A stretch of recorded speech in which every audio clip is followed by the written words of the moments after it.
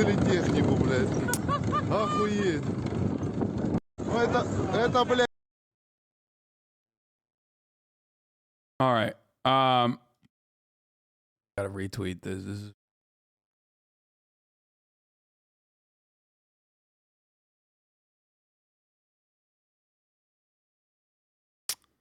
Finnish people are shamelessly profiting off the war. Some words of wisdom from a hero in Ukraine. Shop here. I need ammunition, not a ride. Oh my god, dude. Yo. Oh no. Bro, this is fucking that's wow. I don't know what to say. 1 year. Dude. You know, at the end of this, at the end of all this, like Ukrainians won't. The UN Security Council members, by the way, must keep Russia accountable for invading Ukraine. U.S. ambassador to UN says. Yeah, good luck with that. But at the end of all this, I wonder if Ukrainians will turn around and just be like, "Yeah, these people, you people are disgusting for doing this shit."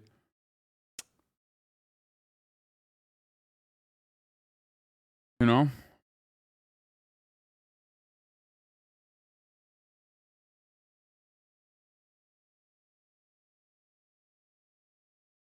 Great. What? Van with captions. People wake up. This is war. Putin is a scum. Crashed into the fence at the Pukinskaya Square in Moscow and caught fire. Great threat on the Russian military. Why Russia will lose this war? Much of this realist discourse is about accepting Putin's victory because it's guaranteed. But how do we know it is?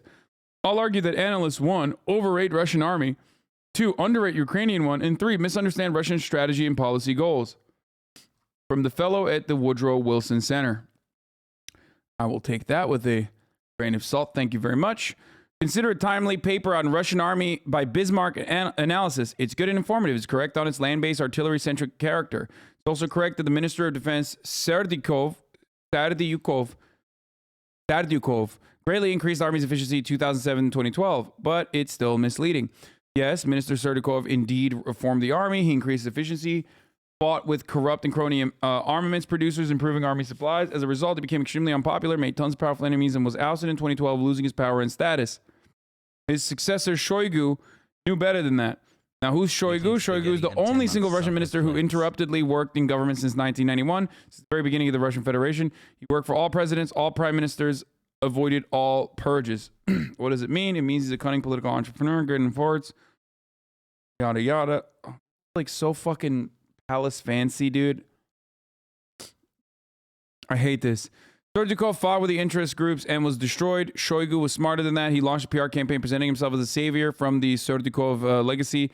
Whatever his predecessors did was dismantled. Media cheered, people cheered, interest groups cheered. It's a very, very typical problem. Efficiency maxing requires ruthlessness in dealing with established elites and interest groups. Meanwhile, court politics maxing. What the fuck? A Woodrow Wilson Center fellow is like saying court politics maxing like is a fucking groiper. What is happening on the planet right now? I despise the. Would the world be what better the if fuck everyone is this, could go to dude? therapy? Or do they keep people away from that on purpose?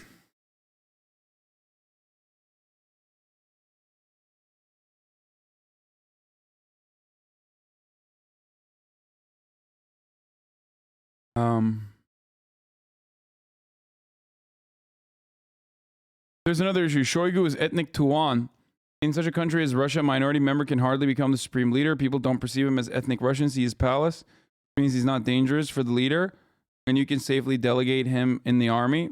Damn, that's a sick-ass house. Shoigu not only purged Serdyukov's appointees, pondered old military... Army and Navy have been traditional dilemmas for European... Oh, God, this is... I can't read this. I don't care. This sucks. Sorry. Let's watch Bald.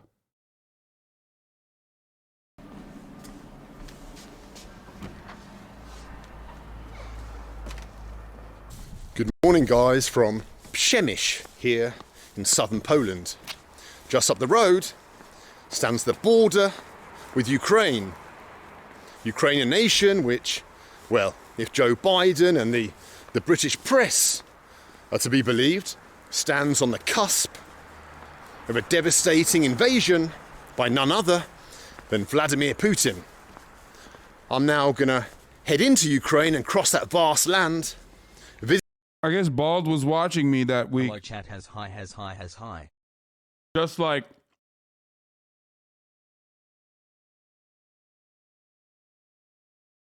I guess Bald was watching me that week. That's why he went into Ukraine, you know? He was probably like, Hasanabi said that no invasion would occur. Visiting some of its border areas and hopefully meeting some of the locals and asking them what it's like to live under the shadow of a war. Join me. Well, every journey has to begin somewhere, and ours is beginning at the old abandoned communist bus stop. The abandoned communist bus stop of Przemyśl. From here. Okay, Medica. Granica. Okay. Dobrze. Dziękuję. That was me conversing in fluent Polish. You may have noticed, some of you Poles, don't be surprised. My granddad was a Pole, a proud Polish man. And so I'm back on home soil, so to speak. Back in the motherland. Anyway, we're waiting for a bus, a number 9, that's going to take us to the village of Medica, and from there we're going to walk across the border into Ukraine. And there they are. The lovely Polish people. Could be related to these two people, you never know. Okay, I'm going, bye-bye. Do widzenia. Wow. Dobry dzień, pan. Enough? O, bardzo dobrze.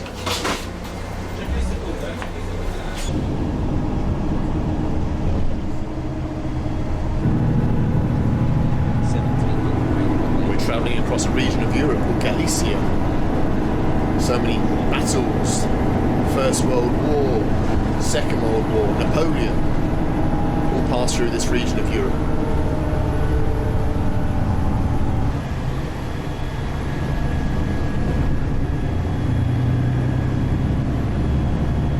Kim burada?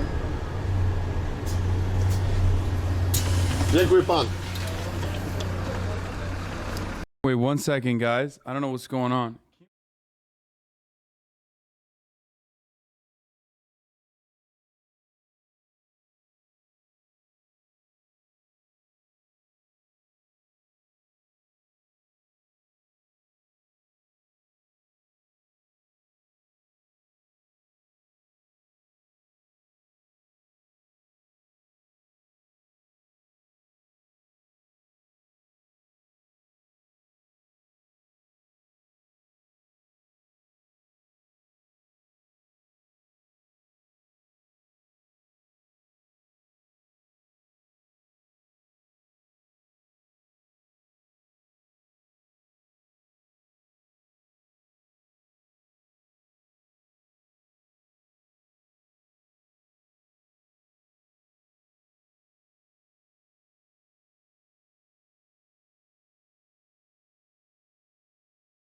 Brain rot incoming.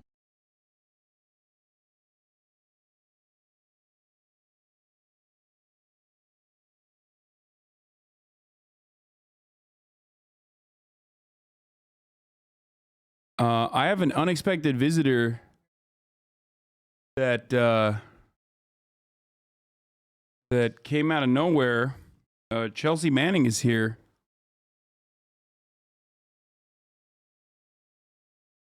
I'm not, yeah. Friend of the show. And Hasanabi head. Yeah. First door on the left. First door on the left. I need to clean up over here real quick.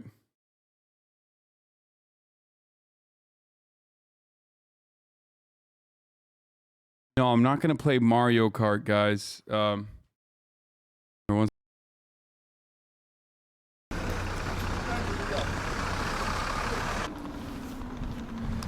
we're on the border, and what I like about this border between Ukraine and Poland is they've got a boxing machine so that you can settle your wars Through who's the hardest puncher? The Poles or the Ukrainians? Or maybe the Russians, I don't know. Russians are quite strong too. Anyway, let's cross the border down here somewhere. If we can. If it's open on a Sunday. I reckon it is.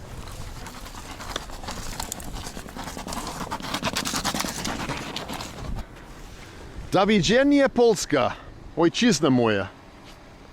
Tu jesteś jak zdrowie. Let's enter Ukraine. Добрый день. Как там, спокойно еще, Украина? Еще спокойно. Да? Путин нету еще? Нет войны. Слава Богу. Нету войны. Хорошо. Женщины, как там, спокойно еще? Спокойно, Спокойно, Путин нету? не стреляй, Нет? Слава Богу. он спокойный. О, хорошо, рад это слышать. Можна? Давайте, конечно, я могу. Давай. Дякую. 50 кілометрів з судової. Да? А вы не боитесь еще Украины? Чого? Ну, война. Та яка війна? Не? Не будет? Нету, не Please, no буде nuclear ніякої war. війни. Right. О, рад это слышать. Надеюсь, что нет. А.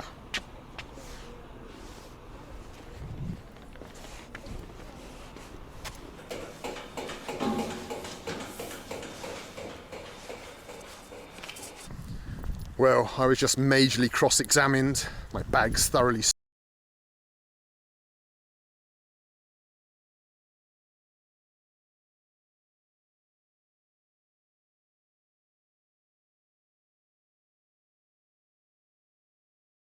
Lobu Arjan.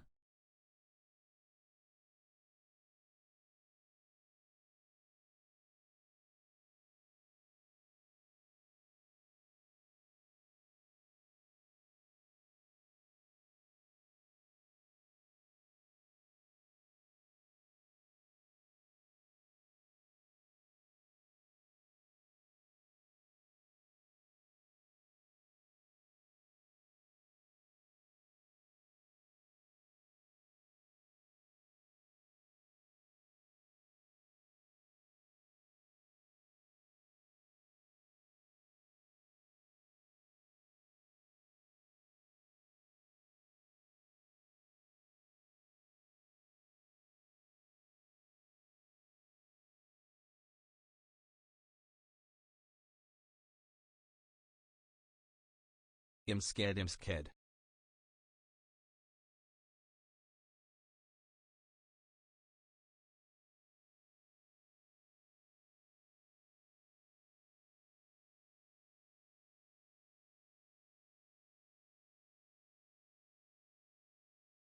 Joe Rogan, it is BB.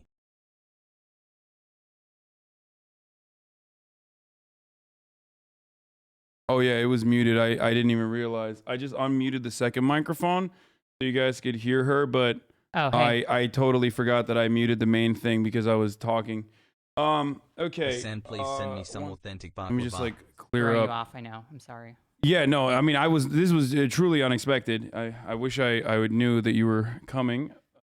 I Here, you can come a literally little bit closer. Chat knew that I was coming because chat's known for like the last 3 hours at least. Wait, were you? I was literally Hi. screaming at you like when I gave the dono.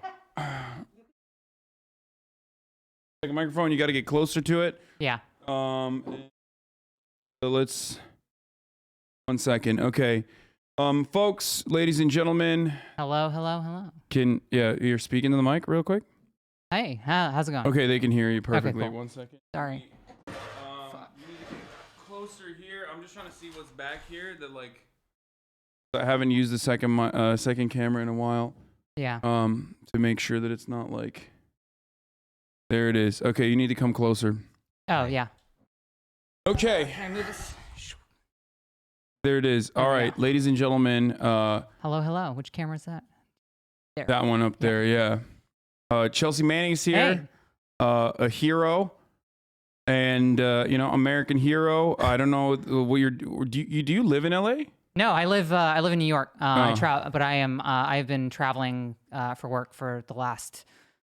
I've been traveling the last month, and I'm traveling for the next month after that. How would you introduce yourself to people that don't know anything I about like you? pizza. I play video games. Okay, but like what? But more than that. What have you done? Oh yeah, so I got in trouble a couple years ago. I got in trouble like 2020, like 10. I got in trouble. I was in She the got tortured by the American military for revealing information about their war crimes. Yeah, yeah, it was yeah.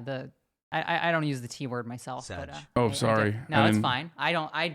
I just say that I was, you know, you're close. incarcerated under very extraordinary circumstances. Yeah. Oh my gosh. Like, yes, papela. Yeah. And but more importantly than that, obviously, Chelsea is a Hasanabi head Thanks for everything. you and do, man. watches me play Master Chef video Art games helped as me well through a as really everything tough else. time. Yeah. Now playing for Chelsea has. I've been playing Elden Ring. That's what I've been doing too. Yeah, you were in the military. I was, yes. What was your position in the military? I was an intelligence analyst. So I did charts, maps, graphs, and did data science essentially. So. Kind of like Pete Buttigieg or no? I mean, allegedly, like I was Like, kind did of you- I was did kind you- of a lib in those days. So you know. Did you have a mineral map of Afghanistan in the Yeah, back of your- actually, yes. A mineral map of Afghanistan was available to me. Yes. There you go. But yeah. I wonder why. Anyway, okay, so, but obviously, you know, since then, Chelsea's point of view has changed, right? About American military, American imperialism in general. Yes. I may have changed my political positions quite a bit over the last 14 years, I'd say. Yeah. Yeah, I wasn't like super educated. Like my politics in 2007 when I enlisted were basically like leave Brittany alone. So By Chelsea Hassel. Makes sense. Yeah. No, this was like, I mean, I get that. I mean, I was in Turkey back then, so Yeah. it was a little different for me. For me, my politics have always been around like, you know, fuck America, obviously being on the other side of the planet. But I definitely, when I came to America, was like, yeah, I love Obama. I think I don't know, yeah, you know, it's that sort pretty of much thing. everyone here. Yeah, this is sick. Yeah. Anyway, but we are obviously talking about what is going on in Ukraine. Yeah, there might be Chelsea a major MIFK regional, and Europe. conventional, strategic force-on-force conflict ongoing that may Yeah, have you- some significant impacts might have on heard the about entire. it. That might have some significance on the entire European continent. Yeah. So I take it you've heard that Russia is invading. Yeah, I've been paying Ukraine. attention. I've What's been monitoring it. Not that, you know, it's like kind of a big deal, but you know, I just Kinda wanted to doing make I've been sure. kind of doing my job on my own. So like, you know, my old job, the thing about being an analyst is that it never really stop. You never really stop being an analyst. So like, I got all my charts, maps, and graphs. I got like active. Or you want to don't show it on the American camera, hero or has- well, okay, Yeah, it's we not a got- problem. All right, show it. No, it's just Wikipedia. Like, Okay.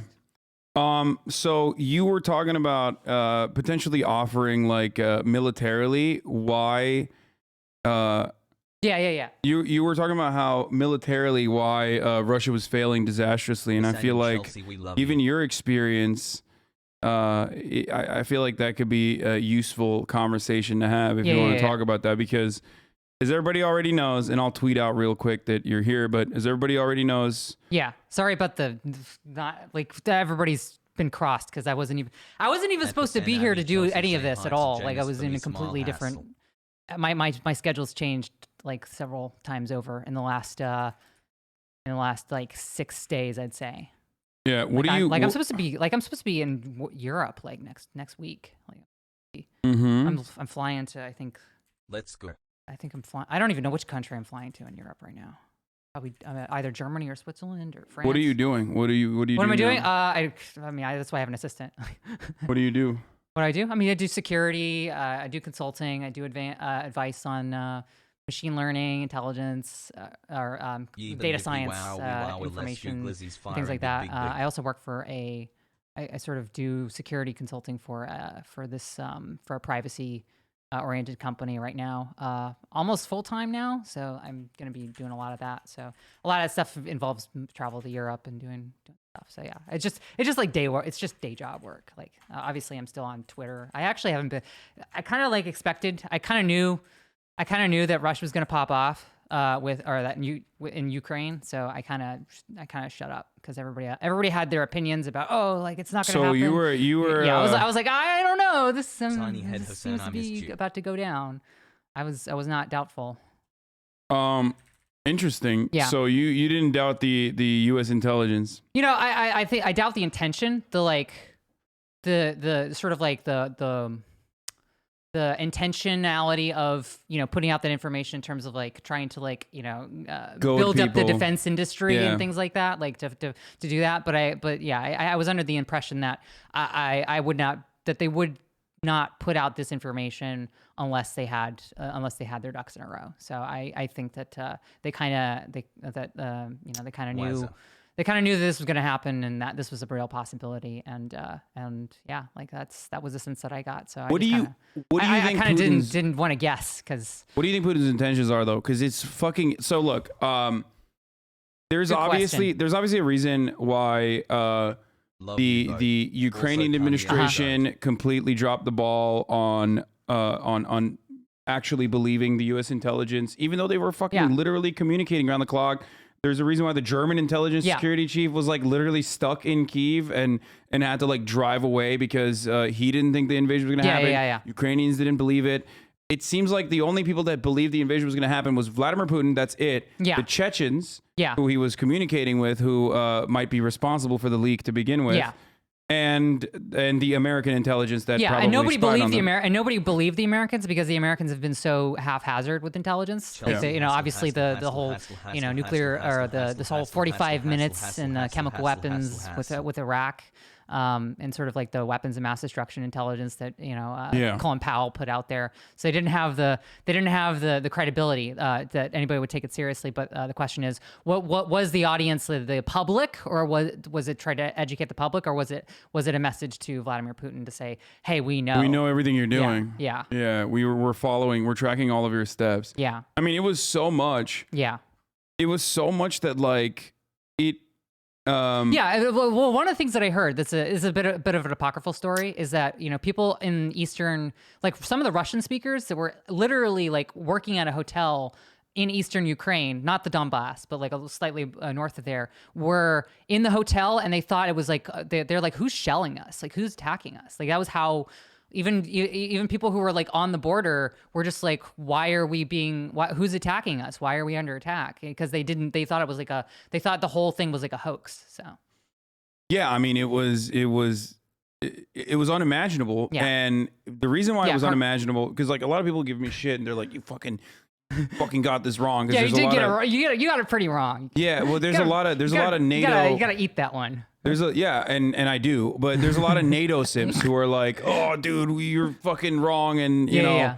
also America good, right? And the reason why I Yeah. got it wrong and so many other people got it wrong was because there is no material reason that that to be able to be this aggressive Yeah. towards Ukraine, and I don't see a way out of this conflict that will be a W for Putin Yeah, in any there's no- meaningful capacity. Yeah, so like. this is absolutely insane. I mean, like It seems erratic. It's erratic. And that's not it's something you can irrational. ever say. You can Yeah. never be like, this is an insane person when you're doing political analysis. So that's why But I was I mean, like, I mean, certainly even his top advisors are like, what the fuck are we doing? Like, what is our end state? Like, they didn't have you have tanks and APCs like out on the streets that are getting shelled and attacked because they ran out of fuel. So, it was Yeah. a total, like, as one person in response to one of my tweets about this said, like the strategic military term for this is clusterfuck. So.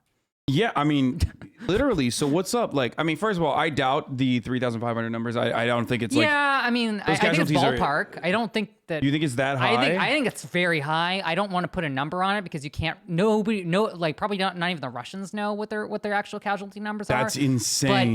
But it's at least north of 1,000. I would estimate. Wow. Yeah.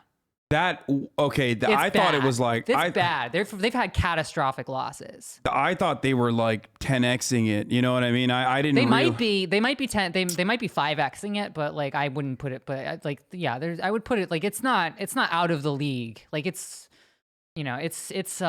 Well, it's bad. Like don't Russians you- are really but- hurting. But I feel like part of it, and maybe I'm wrong about this, but a part of it I think is because, well, one, Yeah, they trust me, bro. The underestimated. internet's like, I think they underestimated Ukraine's defenses. yes. And Ukraine has been a lot better at defending itself than Russia thought it was going to. Well, I think Ukraine's defenses were caught with their pants down. I think that they were not prepared for this. I do think that they had their guard down quite a bit, and then the Russians disabled somehow. I don't know how. Their I'm not air gonna spec- defenses?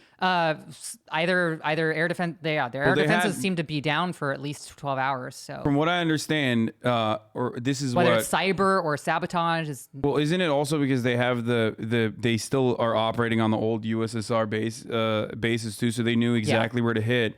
But Yeah. even with all that information, I go back and forth on this because Yeah. on the one hand, I think like, obviously they're not going to be able to take Kyiv over Right. in fucking 2 days, right? well, they tried to. But they did try to because they thought that they Yeah. would be able to. Yeah, and it and would have they still almost been- did. They got to the outskirts of Kyiv, and if they had encircled the city, they would have taken Kyiv within another 12 to 14 hours, like that militarily. I think that their window closed just. The window closed to where the resistance was just enough at just the right time for that door to be slammed in their face. They got close. They got pretty close, I think, in terms of like how they were positioned, how the armor was moving, and everything, because you don't want to go you never want to go right into a city. You want to like surround the city, cut off supply, Yeah. cut off the ability to do air, for air support to come in, like in Berlin in the 1960s. Yeah. So it became a And they couldn't take control of the airports too. yeah, it became the linchpin of their whole strategy was to take Kyiv, and by not taking Kyiv, they have basically lost all momentum. So, I mean, the second part of this, Yeah. and I'm asking you if you agree with this or not. Supply. The second part of this was that I feel like this is not a Operation Iraqi Freedom style, shock and awe Yeah. campaign, but very limited in its striking capabilities. Yeah. Even though Well, they have less. They don't have like a defense apparatus like we do, where we have like 100,000 cruise missiles just sitting around, right? Like you don't think so? You don't think like I mean, but Right. they're not using like even stuff that they would use in Syria. I feel like Yeah, they use it. They've used it, but they have less supply, so they don't have like an oversupply. Like we have this gigantic defense industry that just weapons on weapons and weapons and weapons, and they'll never be used. It'll go rusted before it Yeah. ever sees the light of day. And then the Russians, they have materiel, but they need constant resupply. And because they've been involved in other conflicts and they've been doing training exercises and things. They don't have as much ammunition or as advanced equipment as even though they do have advanced equipment, their advanced equipment is less in number. So you don't think that they are limiting their striking capabilities? Because like currently they still have yet to use they're still using precision weapons rather than indiscriminate bombing at this Well, they want to moment. keep the infrastructure. It's not that Yeah. they care about. It's not that they No, care no, about. exactly. It's not that they care about Ukrainian civilian casualties or anything. They don't give a fuck about that. What they care about is, although like there's the soldiers on the ground and some of their senior officers may be like, I don't know about this, but they certainly want to maintain the infrastructure. They want to keep bridges up. Yeah, because they want to take it over. Yeah, they want to want to thought run they it. were going. I think that their strategy was to take Kyiv very quickly, get a surrender, and then install a new government immediately.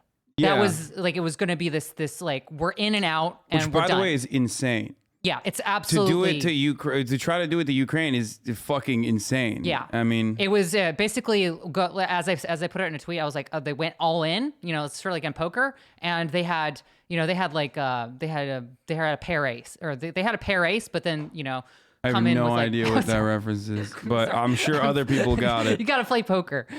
Got to Yeah. play Texas Hold'em. But it was, you got to I'm make cutting sure. in and out 'cause I'm you got to moving. make sure. You got to Yeah. make sure you're close to it. I see why you do the. Yeah. Yeah, exactly. I have to. Yeah, it's better because it cancels out everything else that's going on around. So okay, so it's a failure on it's a failure on the strategy part because what is your perspective? Like, what are you supposed to do? You fucking take over Ukraine and then you reinstitute a puppet state? What do you? I mean, who are you going to bring back? And how would you ever? How do you feel at this point with all the NATO weapons that have already been pumped into Ukraine, even leading up to this invasion, and before that there was still plenty of NATO weapons there, and CIA trained battalions and paramilitaries and all that. How did you ever think that you'd be able to control this country without seriously like a violent insurrection? It just doesn't make sense. It wasn't that long ago that Ukraine was under, like during the Soviet Union era. They were essentially under Russia. They were a sense as they were essentially a client state for many years. So I think that that certainly, like, if you have that sort of old if you sort of have that old hat, I'm very short. If you have that old hat sort of post-Soviet or like recently Soviet Union attitude, I can see why you would want to think that that you could just like go back to that, right, and have a client state again, like very quickly. It's sort of like it's like an unrealistic. But he realized there's no shot he doesn't realize. That's why the Minsk agreement was like about controlling Kyiv's or controlling Ukraine's like foreign policy. And not like fully controlling Ukraine, but at least like having a say in what they end up doing. I don't know what's in his head. Keeping it dependent. I don't know what's in his head. That's what scares me the most about Putin is right now is the fact that this has turned into a clusterfuck for him. This has turned into not only is Ukraine destabilized, now potentially Russia could be destabilized from these effects. Eastern and potentially Central Europe could be destabilized from this, especially with an ever-growing refugee situation happening in the border countries. And now you have NATO who's posturing, and I don't know what's going on in terms of like one of the reasons why I'm hesitant to speculate at all, especially on the internet, is because nobody knows what the hell is going on. And nobody can guess. And you got this going on, breaking news, but Belarus says constitutional referendum is passed, revoking its non-nuclear status and paving the way for Russian nuclear weapons in the country. All right, there you go. I mean, they're making their moves. They're making their strategic moves. So, I just saw you gotta have I watched the UN security. You gotta have a nuke. I mean, it's just everybody has one. You gotta have one. Yeah, so, I mean, like proliferation, proliferation. Yeah, it's a hard word to do that with. So I'm obviously an advocate for disarmament, obviously, but before we do that, I think like if you're a small nation, let's go. I'm just saying it's a rule that I have. It's like if you want to build a nation state, you have to have a nuke. It's just how it is. And so congratulations to Belarus. I mean, there have been situations where, hypothetical situations where you even have you have an organization that has a nuke and just declares itself to be nuclear power. So, like, hey, that's what I'm saying. Yeah. And then boom, that's a state now. Yeah. That's a real state. It's a viable state. Yeah, the nuclear weapons. They are the highest level of strategic leverage on the geopolitical stage. Yeah. The amendments will also cement Lukashenko's 27-year-old grip on power, allowing the president to stay in power until 2035 and giving him lifetime immunity from prosecution once he leaves office. This seems very legit. Yeah. This seems like a normal way to do it. These are normal. Yes, this is Russia bringing democracy to the world. Yeah.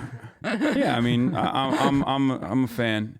Okay, so breaking news, Socialist says he will buy a nuke. I mean, dude, if I could, I'd probably give it to Iran. Or Yemen, maybe. I'd give it to Yemen. I shouldn't be saying these things. I feel like I'm now definitely you're definitely. You're on a watch list now. This is a parody to my. How secure is this? Very secure. Okay. It's very secure, right?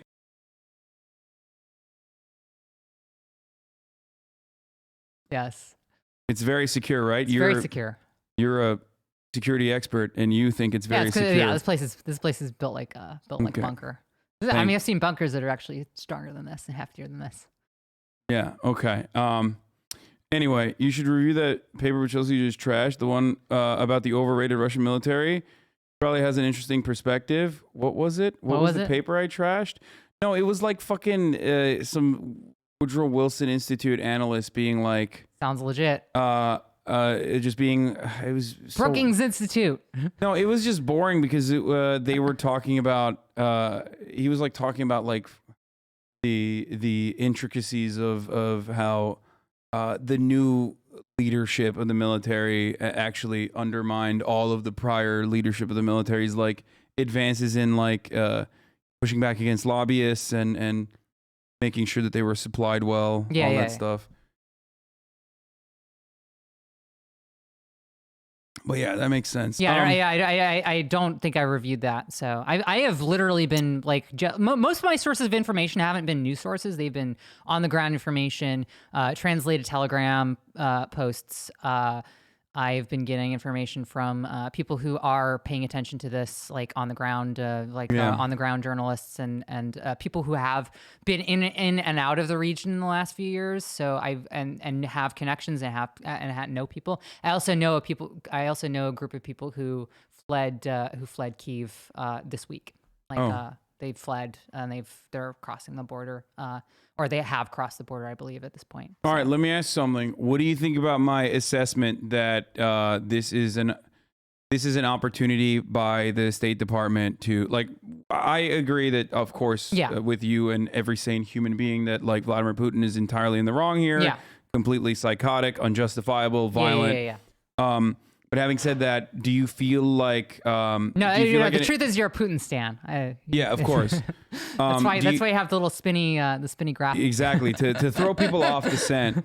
Whenever I say Putin is like a violent, kleptocratic, authoritarian, piece of shit, I'm just throwing people off the scent for all of my defenses that is to come. Yeah. But having said all that, do you feel like there's a Western interest in turning this into Afghanistan 2 for Russia, like in the same way that Afghanistan 1 was originally the USSR's downfall because America wanted Afghanistan to be the USSR's own Vietnam? That's a very good question. I think that there are conflicting interests within not just the United States but within Europe on that. I think there are certain people who do want that to happen. Certainly the defense industry. Certainly anybody who benefits from sort of civil conflicts and things like that in terms of like bringing in weapons, bringing in support, and sort of not thinking of sort of like humanitarian issues and the effects of that. I think that Germany has a very different perspective on that than the rest of Europe, for instance. I think that because like the UK is so far out and they're so sort of like connected to the United States that the reason why the United States and Canada and the UK are such fucking, they have been such awful voices in this entire matter. I just want to fucking drop. I want to put Boris Johnson, Joe Biden, and everyone in the fucking State Department into like anyone that has ever said like, no, we can't do like a peaceful a ceasefire negotiation or anything like that, or we can't come to the table, unlike what Macron and Germany was pushing for. Every single person that has said that needs to be dropped into fucking not even like Kyiv, like the Donbass. Like they need to be dropped into wherever the fucking heart of the conflict is. Kharkiv. And then they should fight. Yes. Okay? Because it's like it's preposterous. Here's a javelin. Go do stuff. Yeah. Go ahead. You fire these off, dude. It's so ridiculous that they are. It's so ridiculous that they're speaking from super far away. Yeah. They don't even have the concerns that like Baltic states have because they're so fucking far. Yeah. They don't have the concern of Eastern Europe. They do not have the same like proximity, so they can so easily and so comfortably goad Ukraine into thinking that like this conflict will not be incredibly violent and incredibly bloody for Ukraine and for Russia as well over an extended period of time with no NATO membership in sight for Ukraine ever. That's why I say it's like they're trying to turn it into Afghanistan for. Yeah, I think that there are some interests that there are definitely some parties who want that, but there are other parties who are against that. Like in terms of like how this is, there's a dynamic, there's a give and a take. Like certain interests don't want a major humanitarian crisis on their border. and that's just reality. And but none of it matters if it's not. None of it matters if it's not America. And Yeah, America, I understand like that. that's why I always say, like, America has single-handedly almost.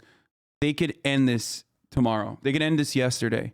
They could go in and be like, here are the concessions that we're willing to make. Here are the here are. I'm here wondering. are I'm wondering if terms. that's why they're moving. Why they're moving nukes. I wonder if that's why they're threatening to be the nuclear power again. I wonder if it's because the United States, they sort of view that the United States as sort of having the power to be able to be a check on this, in terms of like the diplomacy and things. Because the United States has goaded up and really been trying to like push this out, push this stuff out, and try to make this a thing. So, it's sort of it could be a way of sort of meeting that and meeting those 2 points. And that's not good for anyone. Like, the idea of like, oh yeah, let's just, let's just do a little glassing of a little region. And that won't turn into like a major international, Well, the United States is not gonna. Yeah. The United States is not gonna touch Russia, and the only thing that they'll do is,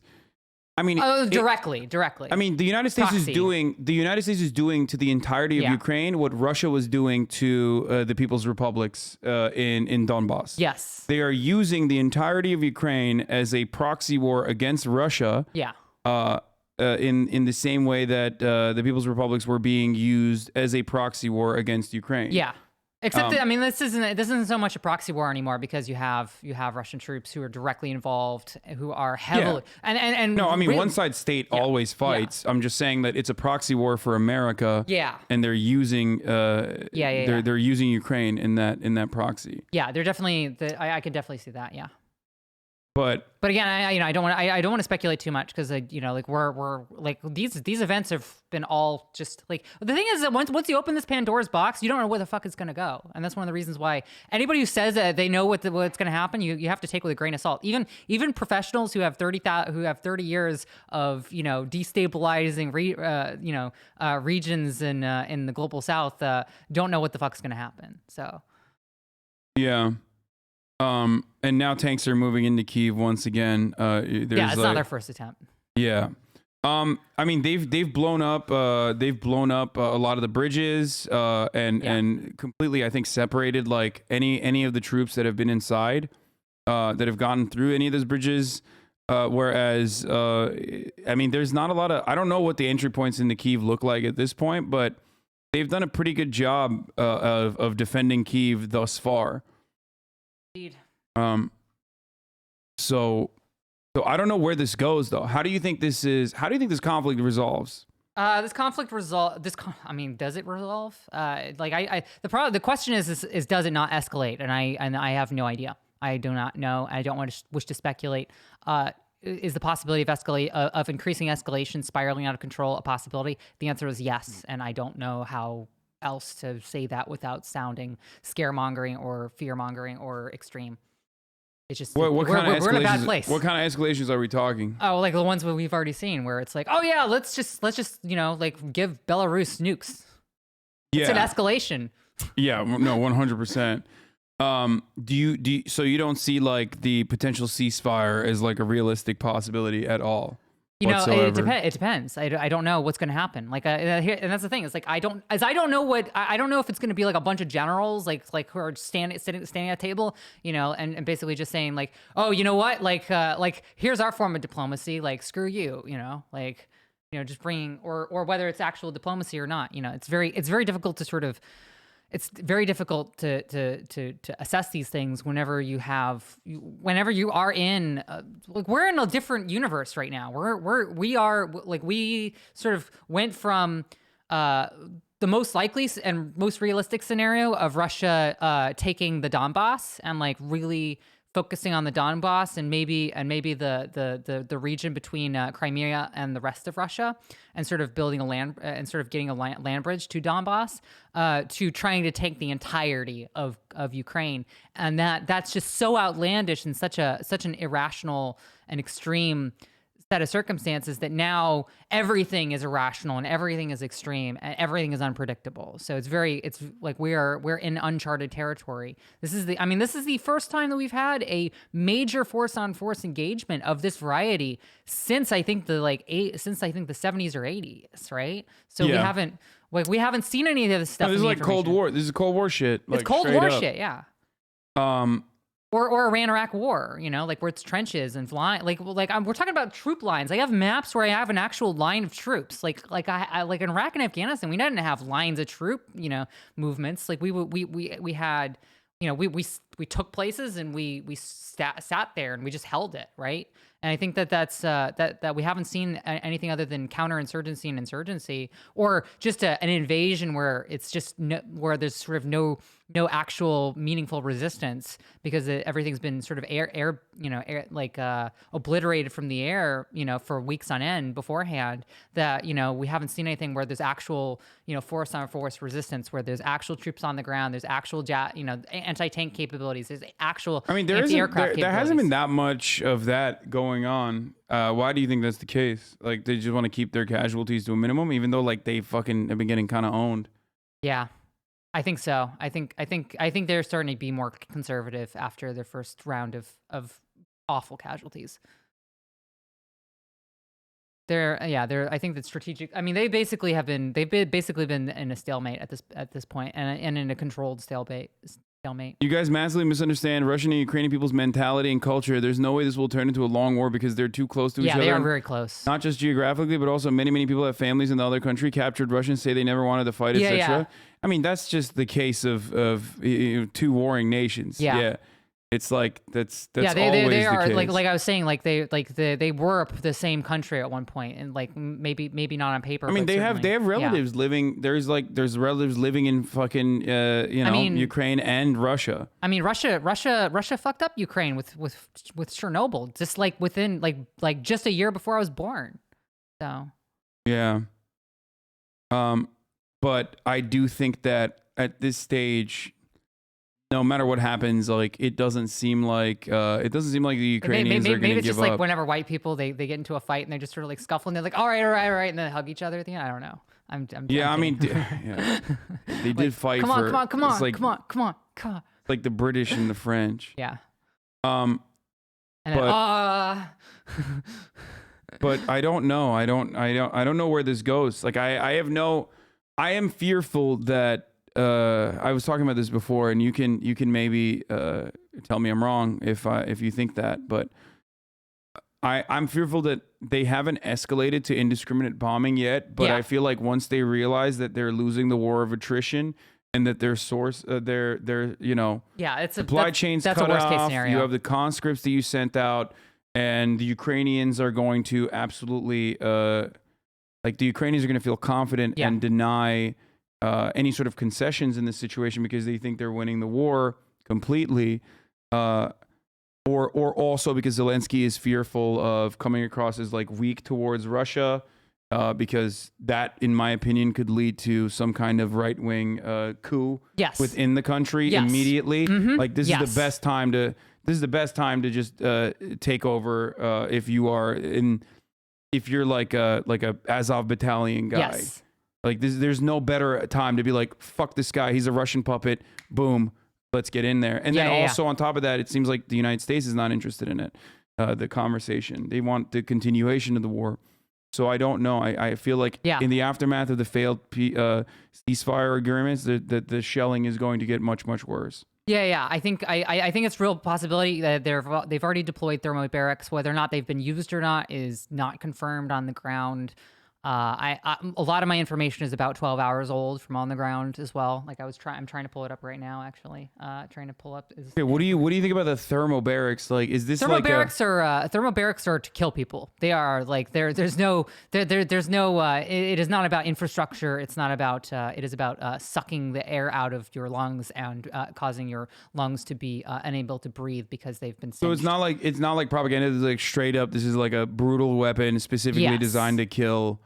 Yeah, it's like thermobarics are definitely worse than white. I mean, they're worse than white phosphorus in terms of like their effects on the human body. Really? Holy Yeah. shit! what is it like? It's too new for it to be considered a war crime or something? I guess so, yeah, because they haven't been used a whole lot. I mean, what's a war crime really? It's just their Yeah. suggestions, but yeah. Basically, basically, it sucks the air out of your lungs and replaces the air with fire. I thought that that's basically what basically all like explosions do, though. But it technically specializes in it. That's yeah. I mean, I thought that was just like here you can see it. No, dude, this wasn't a thermobaric. And we're gonna hear what he has to say about being at the Ukrainian-Russian border.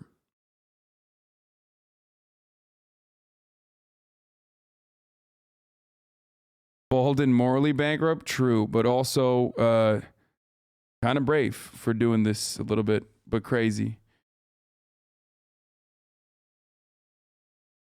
Okay.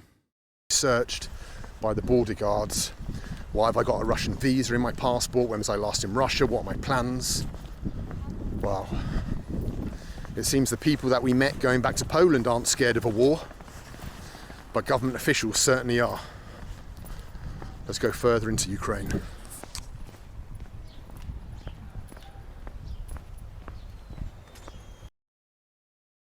Hassan, you keep promoting Ukrainian propaganda as true, and then backtracking a few days later.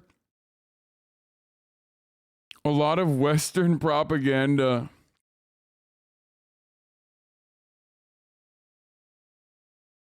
dog, there's literally not a single fucking Western news source that is as skeptical as the information that's coming out than this one, okay? Like, you just want me to fucking deep throat Putin's boot if you consider what I'm doing to be like regurgitating Western propaganda. Что у вас сейчас машина? Машина. Сколько стоит? Куда вы Львов? Львове центральный рынок. На рынок? Да, на рынок, старый рынок. Центр? Центр именно.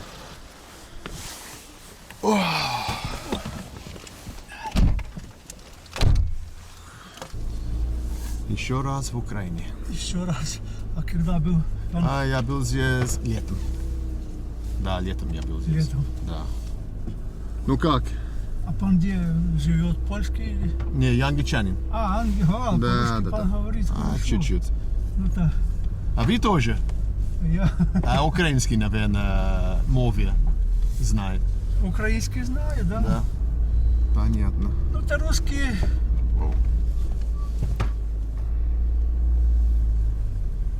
Русский раньше везде, ну, большинство учили, не, как бы. Да. Ну, и английский это на первом.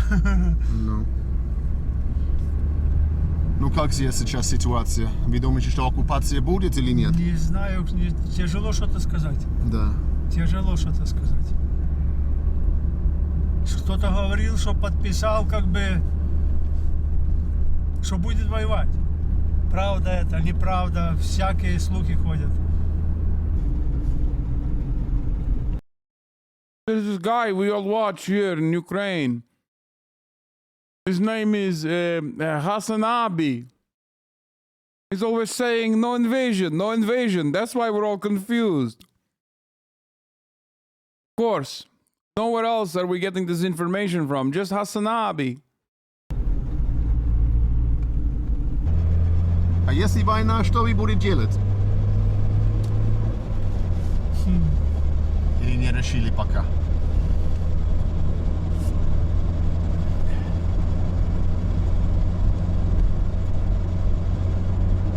Это еще смотря какая война. Ну да. Whoa. Whoa. Или не решили делать? Или не решили пока?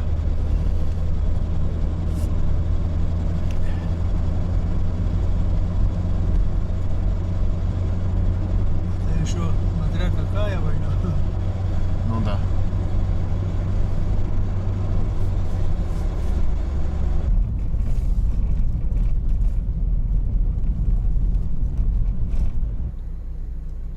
Молодые де є. Wait, isn't he in Donbass?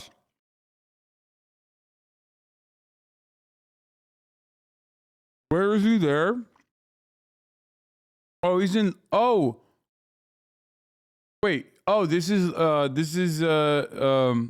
Lviv. Okay, because he says Ukrainian-Russian border, so I thought. Oh, he just came from Poland. Okay, because the fucking title says Ukrainian-Russian border. Київ. How are you eating so slow today, dude? I had a guest. I did not know Chelsea was coming over. Like, she just showed up. Crazy. So I stopped eating because I didn't want to be rude.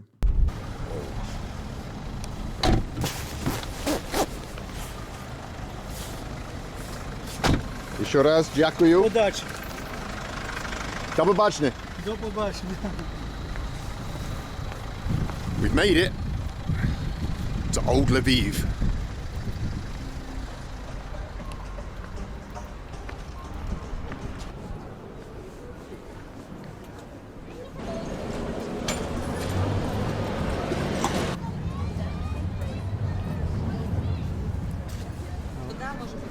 Можно я спрошу что-то? Я думаю, что вы патриотка. Может так, да? А что вы думаете про ситуацию с Россией? Будет война, будет оккупация, или что ваше мнение? Ну, я не хочу вірити, щоб була та війна. Ми на протязі оцих всіх років ми їздимо до хлопців на схід. Це вже 8 років з Майдану.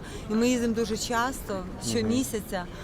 І я теж перейшла Майдан, я не думала, що буде війна. І в це не хочу вірити, просто вже не хочу. А если будет, что вы будете делать? Вы будете переехать где-то? Ні, ми будемо патріот, ми будемо захищати. Ми зараз ще сильніші стали. Наші збройні сили стали сильніші. Ми тоді взагалі без нічого були, без ніяких там навіть зброї.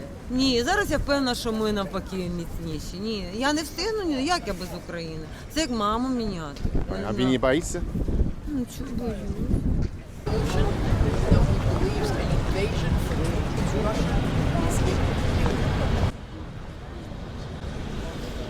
Well, the people on the streets of Lviv seem quite relaxed about the situation. However, listening to USA morning news, you would think that the invasion is 100% certainly going to happen. That's the But it's because everyone in Ukraine was watching me. Okay, guys, you don't understand. It's because everyone in the entire 44 million people in Ukraine all tuned into the Hasanabi broadcast leading up to it. And not because every authority outside of American media kept saying,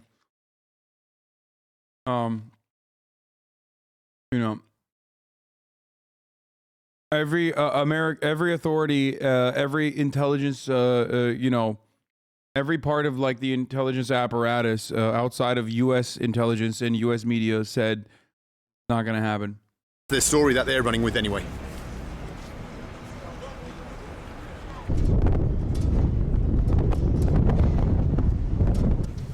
The city of Lviv looks nothing like any of the other towns that we've passed through on our travels across the former Soviet Union.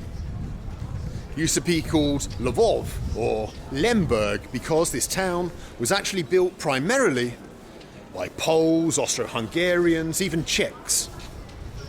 And the people of this part of Ukraine have always looked towards the West. They've been drawn towards the ideas and the ideals of the West.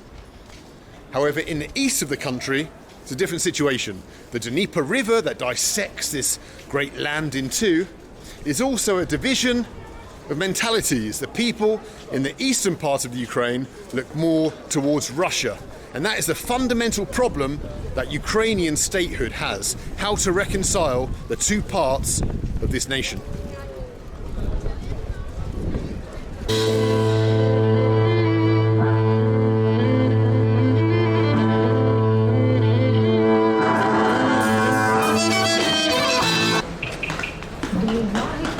For what you do, I really hope someone good snacks some info that lives in Ukraine. When it comes down to it, you could have saved lives if people left with your info. Wait, what?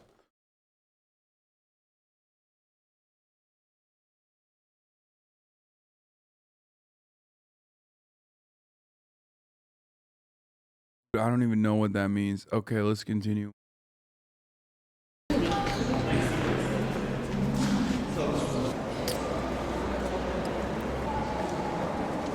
16. Рахів, Харків. Супер. Дякую за помочь. Дякую. До побачення. Well, that was Lviv, where everything's pretty calm and peaceful. However, we're now going to travel across this vast country. You can see this map here. We're going to travel from the city. Stop saying gigahass schizophrenic chatters, okay?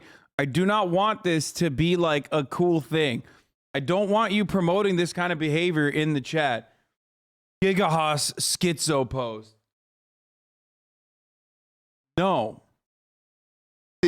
All the way across to Kharkiv, which is pressed up against the Russian border in the east of the country. We're going to see how life is progressing over there.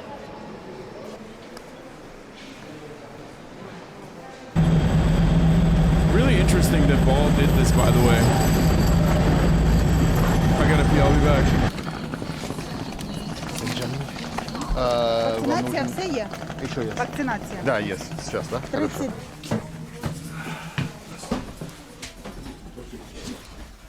Whew. 39. My bed for the night.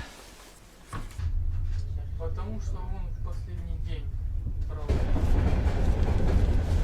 Домой? Домой? Да. Да? Как там сейчас? Спокойно? Накаленно.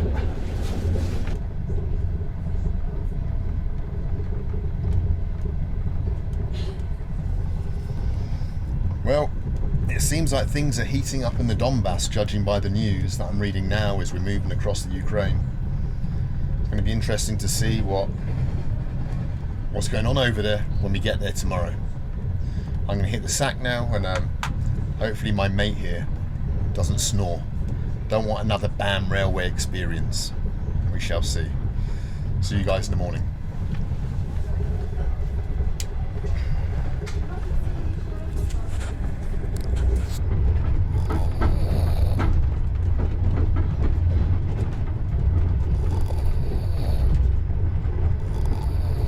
What the fuck? Please don't tell me this motherfucker literally ended up going into Donbass when the invasion began. Are you fucking kidding me? Bro, this is literally some Mr. Bean shit. Like, this is actually unironically the oh my fucking God. He was like, yeah, I have to go. Like, I have to go right now. He went to, he didn't go, oh yeah, he went to, oh, Kharkiv, okay. Still, not good at all, actually. Between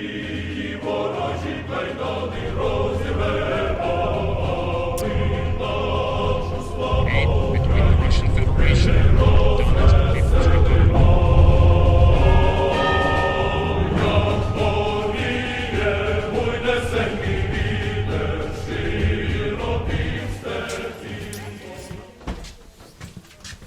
Bro, he's such a Russaboo. I swear to God. No one is a bigger fucking Russaboo than Baldy. He just loves, he really is, dude. He's like, oh wow, it's my favorite thing. It's like two Slavs fighting, two Slav nations fighting each other. I'm such a fan. And foreboding day. However, we're not stopping. I'm gonna dump my bag somewhere. This is just like the Marvel Cinematic Universe Avengers Edition. He's a Slavaboo. I mean, he also is a Slav too, but it was just like Pog. And he's a Soviet weeb too, so he's like, this is just like the Soviet Union. Pog. Then we're gonna jump on a bus and head north to a village somewhere on the Russian border.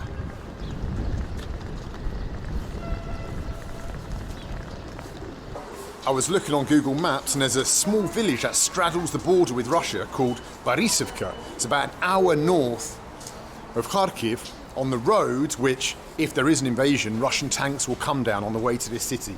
So let's go and check out this little tiny village and yeah, see if we can meet some locals, chat to them. It's not easy finding a bus to the village. Borisivka. Дальше, да? Спасибо вам большое. Понял. Ага, нашел. We found it. Well, we found the bus stop. And these are maybe the Borisivkans. Borisivka, 1177.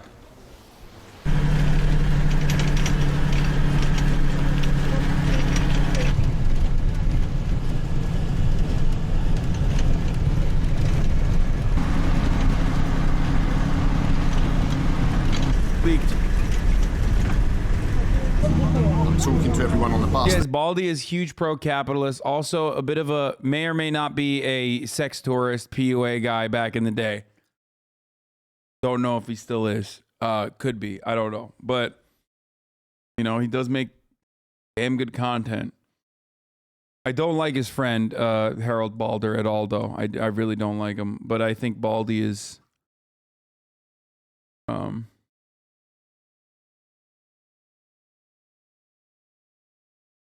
It's wild that this motherfucker is literally like making the exact same type of video that he makes, but like in the middle of a fucking conflict, like in the middle of an invasion. The people around me, and they're all saying the same thing, and that is that this is the 21st century. Why? I don't fucking get it. You don't like them? No, I mean, I have an interesting relation. I have a complex relationship with Baldy because, like, I do, in a weird way, I do see the good in him, despite his, you know, despite all of the sexpat behavior that he like clearly showcases and that like apparently he used to be back in the day. Whereas, yes, Harold Balder is like fucking mega fash, you know, he's just like, Knut said he's in Kiev now. Thank you, Knut.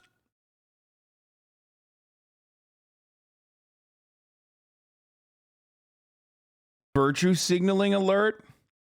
That's not virtue signaling alert. Wait, Harold Balder literally went to Istanbul and was like doing fucking like holy war, holy crusade memes and shit. Like he like thinks he's like a fucking like a knight of the Templar, dude. What are you talking about?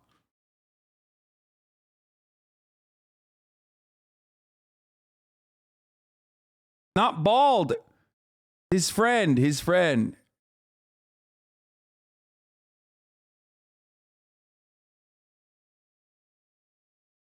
Nah, Harold 100% is a reactionary. You will never convince me otherwise. I mean, it doesn't matter. Look, I don't really give a shit.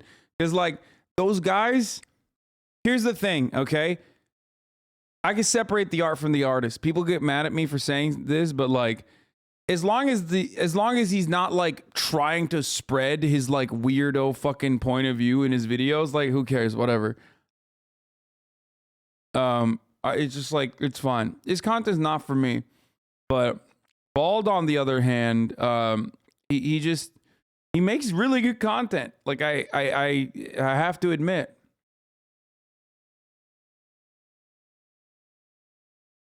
Not Bald and Bankrupt. I'm talking about Harold Balder or whatever. Anyway, let's continue. How can we still be suffering like this? How can we still be suffering like this in the 21st century? Yeah, it's incredible. Isn't that on par with tongue-in-cheek 1453 memes? No, because 1453 doesn't have like a viable... If I was doing like... If I had opinions that were hyper-nationalist or ultra-nationalist, then I was also doing the fucking JJJ memes, then that's a little bit different, right? But he's also far right and he's doing Knights of the Templar memes in Istanbul. That's the difference, okay? I am not a nationalist. I'm not an ultra-nationalist. So whenever I make fun of like, or whenever I make jokes about ultra-nationalist Turks, the MHP party, I'm making fun of them for the most part. The only thing that I'm not making fun of, and I'm very serious about, is the top of the hour ad break, which comes at the top of every hour. I'm gonna rewind this a little bit because I missed a lot of the stuff that he was saying. And if you no longer want to see those ads, all you need to do is subscribe. You can do that for $5. You can do that for free with a Twitch Prime. And, you know, if you're lucky, you could get gifted a sub. But here's the 1 minute ad break now.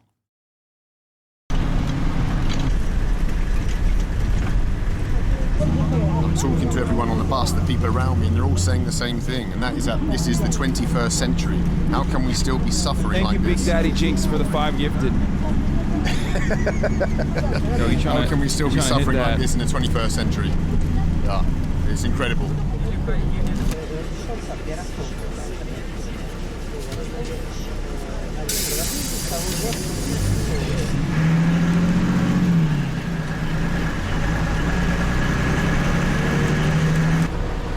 What an absolute grim part of the world. Check it out. Just old rotting Soviet infrastructure, muddy roads. Crikey, they must be really stoic people in this part of the world. Wow. Looks just like Poland.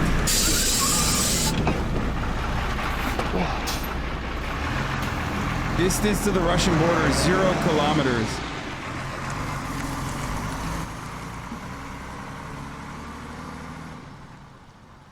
Well, I've jumped off the bus here because people were telling me there's like an army block post further up the road, and I'd rather avoid anything to do with the army or police. But anyway, look over here on this field. This is the Ukrainian-Russian border. Can you pick out the barbed wire all the way along? Can you see it?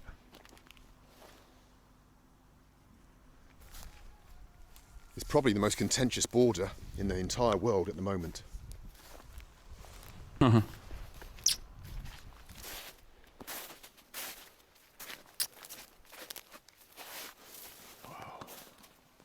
Kadyrov announced sanctions on the West from Chechnya using his verified account, including recognizing left side road driving obsolete and admitting that English tea doesn't exist. Check his VK or Telegram. I will never get Telegram. I promise you, it's just not going to happen, okay? I will never get Telegram. I mean, I think that's a joke regardless. I just will not get Telegram. I don't care. I'm not that much of a Slava boo. It's kind of underwhelming being here. You know, it's on the news all the time. You expect kind of tanks to be lined up. Vladimir Putin himself. But when you come here, you see it's just a field, but just across there is Russia. Wow. Let's go into that village, see if we can't meet someone.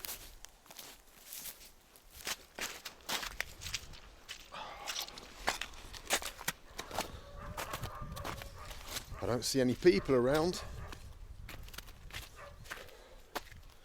Just hear some dogs and chickens.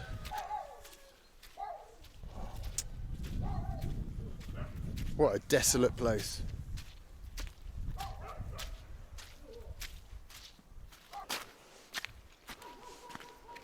He's just like, motherfucker, you've been to Chernobyl. Like, you know what I mean? He loves going to some random fucking villages. And he's like, what a desolate place. Yeah, no shit, dude. Yeah, you went there. It's not like they came to your backyard to talk shit. They didn't materialize in your neighborhood, and then you're like, oh, this is desolate. Yeah, it's just like, they're just chilling, bro. What do you mean? What a shithole. What a desolate place.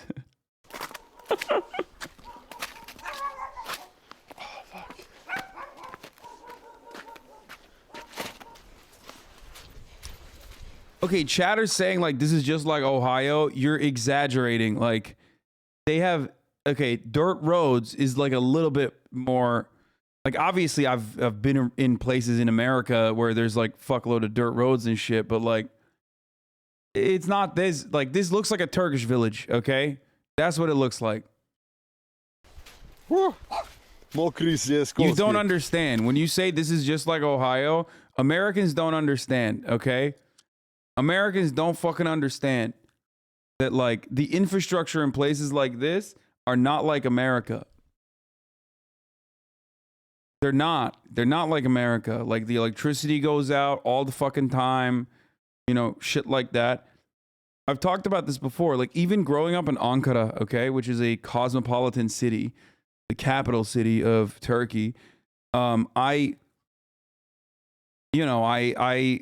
grew up with blackouts, like routine blackouts, until I came to America. It was not a thing. Iowa is satellite internet in places like this, lol. I'm not sure you understand rural America. I mean, I've been to rural America, but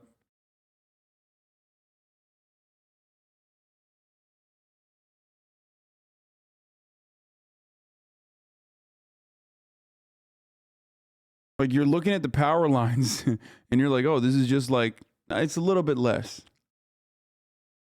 Я не хотел мешать, просто я прибыл из Англии, корреспондент. Просто хотел знать, как жизнь на границу с Россией, если все спокойно или нет.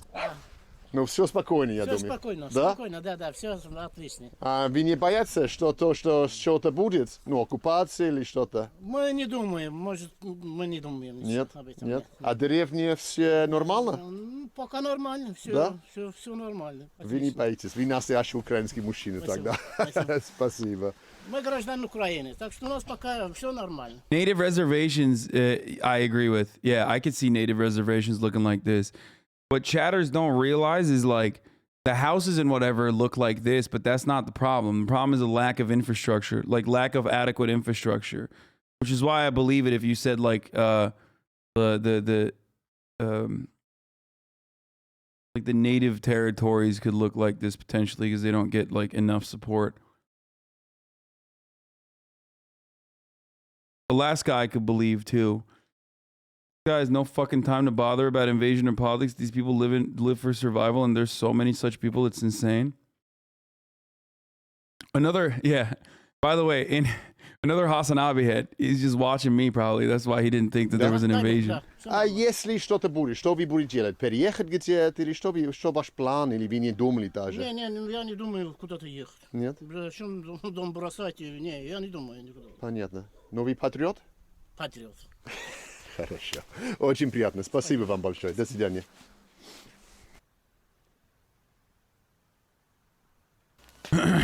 My God, we're lucky living. Well, if you live in a Western country. Try finding a bus in Ohio that brings you to that village, though. True. Okay, that's facts. 100%. That actually is 1,000,000% a one-up.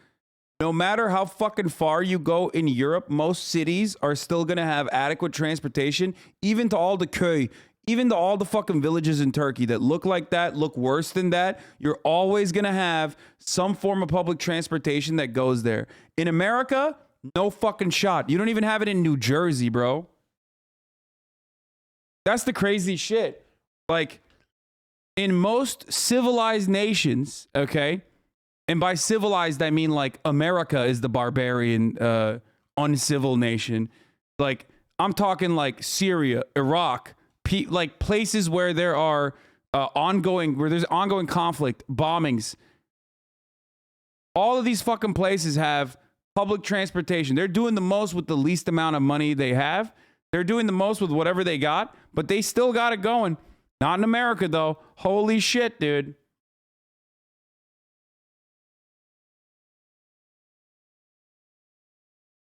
Like I do. Just think about the people here on this village. In this village. They've got to contend with a lack of prospects, a lack of jobs, a lack of wages, a lack of healthcare, lack of future. And on top of that, just there, across that barbed wire. There are native reserves like this in Oklahoma. Also, the people in places like in these places are not in your chat. Yeah, I was just kidding about that. I know. A threat. Actually, that's not true. There might be possible invasion. You never know, dude. Be grateful for what you've got. You never know, bro. You never know. You never know. Motherfuckers will probably take the public transit to the nearest internet cafe to play a little bit of CSGO and maybe watch their favorite Twitch streamers on the side. I'm sure out of the 79,000 people that are watching right now, there's at least You know, if there's at least 10 people that live in a place that kind of looks like that, that would not be shocking to me at all. I think you guys underestimate how the internet works. Not in an internet cafe, but like you underestimate like these. They still have internet. Bro, I literally have people living in like Syria. I have people watching from fucking Syria. I have people watching from Palestine. Like, what are you talking about? Like, and then you're like, oh, no one in a situation like that's watching. What do you mean, dude? There definitely are people.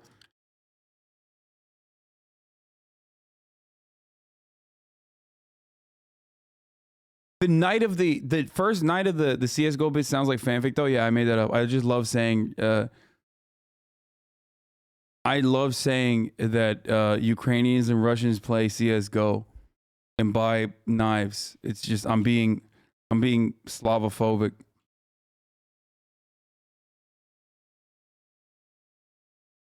Bald update.